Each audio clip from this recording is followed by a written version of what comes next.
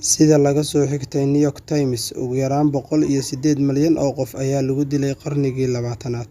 Dagaalkii Koowaad ee Adduunka wuxuu ka bilowday Yurub wuxuuna socday in ka badan 4 sano, sannadihii 1914 ilaa 1918, iyadoo 7 milyan oo rayid ah iyo 10 milyan oo shaqaale milatari ah ay naftooda ku waayeen. Dagaalkii Labaad ee Adduunka wuxuu socday 6 sano, 1939 ilaa 1945, dhimashadu waxa ay gaartay 50 milyan oo qof. Dagaalkii Koowaad iyo kii Labaad waxay ahaayeen musiibo mar soo martay adduunkan. Haddaba su'aasha ayaa waxa ay tahay, mar saddexaad ma dhici karaa dagaalkii saddexaad ee adduunka? Arrintan waxaan ku ogaan doonaa qaybtan. Maxay yihiin fursadaha dagaalka saddexaad ee adduunka? Dagaalladu waxay u qarxi karaan dhowr sababood awgood. Dagaalkii Koowaad ee Adduunka ayaa muran la'aan bilaabmay markii la dilay Archduke oo u dhashay Austria. Sidoo kale, inkastoo ay jireen dhowr dhacdo oo horseeday dagaalkii Labaad ee Adduunka, soo bixistii Yurub, iskahorimaadkan wuxuu yimid 1 Sebteembar 1939 markii uu Jarmalku ku duulay Poland,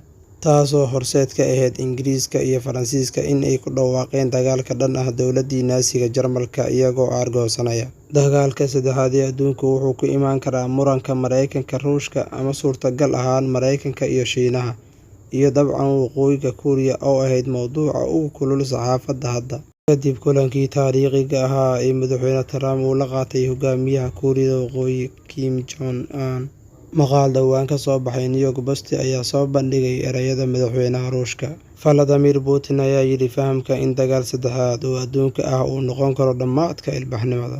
Markaad sheegtid erayada dagaalkii saddexaad ee adduunka ma cabiri kartid, laakiin waxaad ka fakaraysaa hubka nukliyeerka, maadaama ay u badan tahay dagaalka saddexaad ee adduunka in uu noqon doono mid nukliyeer ah.